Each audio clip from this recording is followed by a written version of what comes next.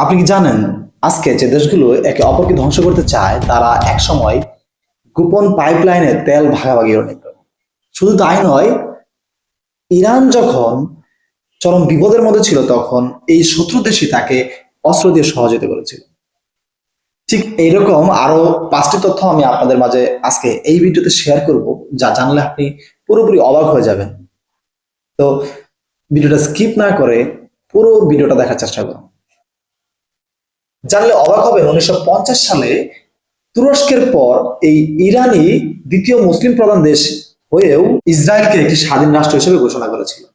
এবং 1969 সালে বিপ্লবের পূর্ববর্তী সময়ে তারা এতটাই ঘনিষ্ঠ ছিল যে ইসরায়েলি গোয়েন্দা সংস্থা মোসাদ এবং এই ইরানি গোয়েন্দা সংস্থা সাবাক, এরা একটি সংস্থা আরেকটি সংস্থাকে ট্রেনিং করাতো, প্রশিক্ষণ দিত। শুধু তাই না, এরা তাদের গোপনীয় গোয়েন্দা তথ্যগুলো একে অপরের সাথে শেয়ার করত।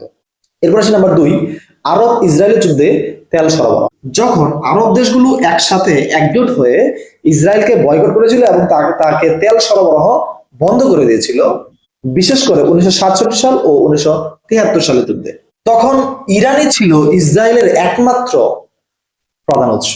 এমনকি তারা দুই দেশ মিলে গোপন একটি পাইপলাইন তৈরি করে যার মাধ্যমে ইরান ইসরায়েলকে তেল সরবরাহ করত, যার ফলে ইরান থেকে খুব সহজেই ইসরায়েলের তেল চলে যেত।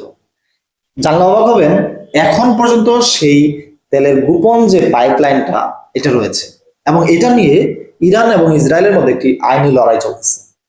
এরপর আসে নাম্বার 3, শত্রু হওয়ার পরও গোপনে অস্ত্রের চুক্তি। 1979 সালের বিপ্লবের পর আয়াতুল্লাহ খামেনি ইসরায়েলকে ছোট শয়তান নামে আখ্যায়িত করে এবং তখনই সব সম্পর্ক ছিন্ন করে ফেলে। কিন্তু ঠিক 1980 সালে যখন ইরাকের সাথে ইরানের যুদ্ধ হয়, তখনই ইরান বিপদে পড়ে যায় এবং ঠিক সেই মুহূর্তে গোপনে ইসরায়েলের সাথে ইরান একটি অস্ত্র ক্রয়ের চুক্তি করে এবং কিনেছিল। তখন ইসরায়েল এটা করেছিল, তার প্রধান কারণ ছিল ইসরায়েল মনে করেছিল সাদ্দাম হোসেনই হচ্ছে ইরানের চেয়ে বড় শত্রু। এরপর আসে নাম্বার 4, পারমাণবিক প্রকল্পে প্রথম সহযোগিতা।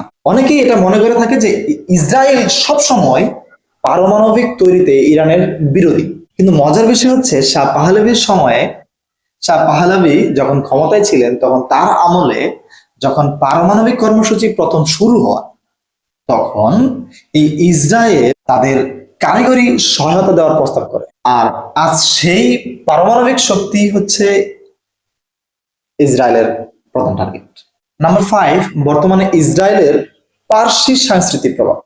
ইসরায়েলে প্রায় 2 লক্ষাধিক ইহুদি বাস করে, যাদের পূর্বপুরুষ হচ্ছে ইরানের, অর্থাৎ তাদের পূর্বপুরুষরা ইরানে জন্মগ্রহণ করেছিল এবং বর্তমানে তারা তাদের যে বংশধররা রয়েছে তারা ইসরায়েলে ইহুদি হিসেবে বাস করতেছে। ইসরায়েলের সাবেক প্রেসিডেন্ট মোশে কাতসাব, সাবেক সেনাপ্রধান শৌলো মোফাস উভয়ে ইরানে জন্মগ্রহণ করেছে। অর্থাৎ রাজনৈতিকভাবে চরম শত্রু হওয়া সত্ত্বেও দুই দেশের মানুষের মধ্যে ডিএনএ এবং সংস্কৃতিতে গভীর যোগসূত্র রয়েছে। এখন দেখেন, যে 5টি কারণ উল্লেখ করেছি, 5টি কারণ দ্বারা কিন্তু আমরা সহজেই বলতে পারি ইরান এবং ইসরায়েল একে অপরের বন্ধু। শুধু বন্ধুই না, খুবই ঘনিষ্ঠ বন্ধু।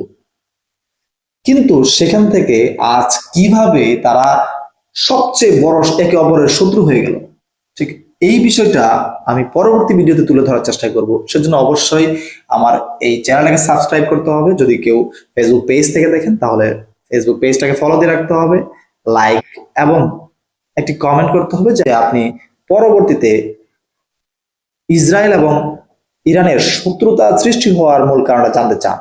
আপনি একটি কমেন্টই আমাকে উৎসাহী করে তুলবে। অবশ্যই ভালো লাগলে ভিডিওটা শেয়ার করবেন। ভালো থাকবেন, সুস্থ থাকবেন। আসসালামু আলাইকুম।